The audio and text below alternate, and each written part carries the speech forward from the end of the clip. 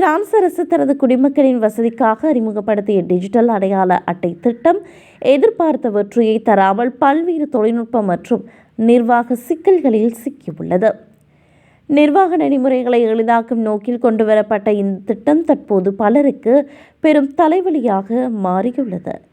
இந்த டிஜிட்டல் அடையாள முறையை பயன்படுத்துவதில் உள்ள முக்கிய தடையாக இருப்பது பிரான்ஸ் அடையாள அட்டை என்ற செயலிக்கும் பழைய ரக கையடக்க தொலைபேசிக்கும் இடையே நிலவும் பொருந்தாமையே ஆகும். தரவுகளை பாதுகாப்பாக வாசிக்கும் NFC தொழில்நுட்பம் பல கையடக்க தொலைபேசிகளில் சரியாக வேலை செய்யாதது பயனர்களை அதிருப்தியை ஏற்படுத்தியுள்ளது.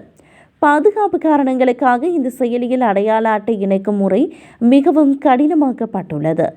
தொழில்நுட்ப அறிவில் பின்தங்கியுள்ள முதியவர்கள் இந்த திட்டத்தை பயன்படுத்த முடியாமல் தவிக்கின்றனர்.